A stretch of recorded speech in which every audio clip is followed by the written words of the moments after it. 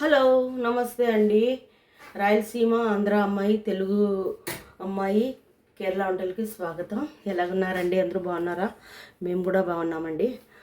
దగ్గర దగ్గర ఒక 3 వీక్ అవుతుంది వీడియోలో ఏం చేయక. పిల్లలకంతా లీవ్ కదా దుబాయ్లో, అందుకని ఇక్కడ లీవ్ ఉన్నారనమాట. వీడియో చేయడానికే కుదరలేదు. ఈరోజు నేను ఒక ఐటెం చేస్తున్నాను, మీకు చూపిస్తాను చూడండి. తప్పకుండా చూడండి. దీన్ని మనం బచ్చలాకు అంటాము, తెలుగులో ఏమంటారో తెలియదు. బచ్చలాకుదో దీన్ని, ఇది మునక్కాయలాగా ఉంటాయన్నమాట. దీన్ని స్టమ్స్ వచ్చి దీన్ని బచ్చలాకు అంటారు దీన్ని అండి. దీంతో లేదా బజ్జీ చేసుకుంటే బాగుంటుంది, పప్పు కూడా చేసుకుంటారు, కానీ బజ్జీ చేసుకుంటే చాలా బాగుంటుంది. దీనికి ఇంకా దీంట్లోకి ఇంకా ఏమేమి వేస్తారో చూపిస్తాను చూడండి. అలాగే వంకాయ అండి, పెద్ద వంకాయ ఉంది, అందుకే పెద్దదేమేను సగమే వేస్తాను. వంకాయ ఒకటి కావాలండి. అలాగే కొత్తిమీర కావాలా, కొత్తిమీర కావాలా. తర్వాత వచ్చి బెండకాయలు కావాలండి, కొన్ని బెండకాయలు. అలాగే ఒక ఉల్లిపాయ, అలాగే ఒక పచ్చి మామిడికాయ అండి, పచ్చి మామిడికాయ. ఇది ఇందులోకి వేస్తే చాలా టేస్ట్గా ఉంటుందండి. అలాగే 2 టమాటాలు అండి, 2 టమాటాలు వేస్తే ఇంకా పులుపు వేయాల్సిన అవసరం లేదనమాట. అలాగే వచ్చి ఒక తెల్లపాయి అంటే చిన్నుల్లిపాయ, అలాగే ఒక 10 పచ్చిమిరపకాయలు అండి, గ్రీన్ పచ్చిమిరపకాయలు. ఇవన్నీ వేసి మనం కుక్కర్లో ఉడకబెట్టుకొని తర్వాత నేను చూపిస్తానండి. ఇవన్నీ చేసుకొని తాలింపు పెట్టుకుంటే చాలా టేస్ట్గా ఉంటుందండి. ఇది అన్నంలో కానీ చపాతీలో కానీ చాలా టేస్ట్గా ఉంటుందండి. సరేనండి. చూడండి, అన్నీ కట్ చేసి పెట్టుకున్నాను. ఇందులో టమాటాలు, ఉల్లిపాయలు, పచ్చిమిరపకాయలు అన్నీ కట్ చేసి పెట్టుకుంటే ఇది ఫుల్ అయిపోయింది అనమాట కుక్కరు. ఇంకా ఇందులోకి వంకాయ పట్టదనమాట, అందుకని వంకాయ ఏదన్నా వేరే డిష్ వేరే రేపో ఎల్లుండో చేద్దామనేసి ఇంకా అది పోస్ట్పోన్ చేశాను. ఇవన్నీ ఇందులో వేసానండి. ఇవన్నీ బాయిల్ అయిన తర్వాత ఇంకా నేను తాలింపు పెడతాను. ఉల్లిపాయలు అంటే కరివేపాకు, తర్వాత ఎల్లిపాయలు అన్నీ వేసి, ఆవాలు అన్నీ వేసండి. ఇందులో ఇంకేం లేదు, ఉప్పు పసుపు వేసి ఉడకబెట్టుకోవడమే. ఓకేనండి, నేను చూపిస్తాను తర్వాత. చూద్దామండి ఉడికిందో లేదో అని. చూడండి, బాగా ఉడికింది. చూసారా, బాగా ఉడికిందండి. ఇందులో నీళ్లు నేను అస్సలు వేయలేదు, ఇవే నీళ్ళు వచ్చాయన్నమాట. ఆ నీళ్లు తీసి పప్పు గిత్తితో ఎనుపుకుందామండి.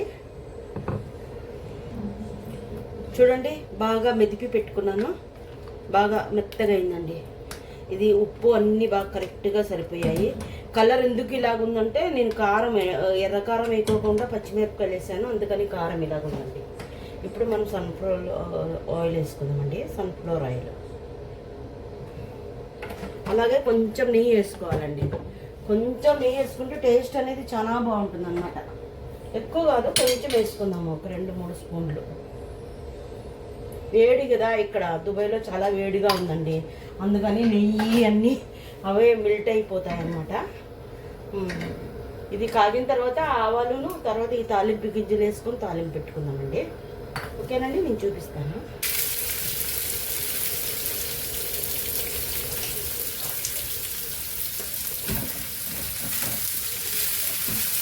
నాకు ఇక్కడ రికార్డు చేసేదానికి ఎవ్వరు లేరండి. మా పాప 1 మంత్ ఇంట్లో లీవ్ అయ్యి ఉండింది, కానీ దాన్ని రికార్డు చేయాలంటే చేసేది కాదు, ఎందుకంటే పట్టుకొని ఉంచేవాళ్ళు కదా, అందుకని అస్సలు చేసేది కాదండి. అందుకని వీడియోలో చేయలేదు నేను. ఇప్పుడు నేనే ఇక్కడ పెట్టాను అనమాట, అడ్జస్ట్ చేసి పెట్టి చేస్తున్నాను అనమాట. కొంచెం వేగాలండి, చూపిస్తాను. చూడండి, బాగా ఎర్రగా అయింది తాలింపు.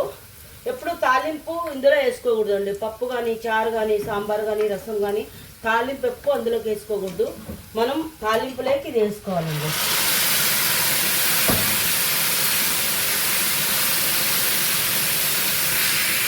చూడండి, చాలా సౌండ్ వస్తుందని ఆఫ్ చేశాను. చూడండి ఇలాగా, ఎందుకంటే తాలింపులోనే మనం కూర వేసుకుంటే పచ్చివాసన అనేది పోతుందండి. లేకపోతే మనం తాలింపు అందులోకి వేసామనుకో, కూర పచ్చివాసన అనేది అలా ఉంటుందన్నమాట. ఇది కొంచెం ఇట్లా నూనెలో మగ్గిన తర్వాత చాలా టేస్ట్గా ఉంటుందండి. ఎవరైనా కానీ దీన్ని ట్రై చేసి చూడండి. అంటే ఆకుకూర పప్పులోనూ దీంట్లో యూజ్ చేస్తారు, కాకపోతే నేను ఇలాగ చేశాను. వంకాయ వేయలేదు, వంకాయ వేసింటే ఇంకా టేస్ట్గా ఉండేది, కాకపోతే ఇదే ఎక్కువ అయింది. ఎవరు తినరు మా ఇంట్లో, నేనే తింటానండి. ఎందుకంటే మా ఆయన కేరళ ఆయన, ఇంకా మా పాప కూడా ఇంకా వాళ్ళదే ఫాలో అవుతుందన్నమాట. అందుకని మీరు ట్రై చేయండి, చాలా బాగుంటుంది కూర. సరేనండి. చూడండి, ఈ నీళ్ళు కూడా మిగిలిపోయాయి, ఇందులో ఇన్ని నీళ్ళు వచ్చాయి. అదే మామిడి టెంక కూడా బాగా ఉడికిందండి. చూసారా, ఇవి నీళ్ళు కావాలంటే కలుపుకోవచ్చు కానీ జోరు అవుతుంది, అందుకని కలుపును. మామిడికాయకి మాత్రం వేస్తాము. ఈ నీళ్ళు కావాలంటే ఎవరైనా కానీ తాగొచ్చు, లేకపోతే పారబోయొచ్చండి. కానీ సారీ అండి, ఫైనల్ది వీడియో డిలీట్ అయిపోయింది.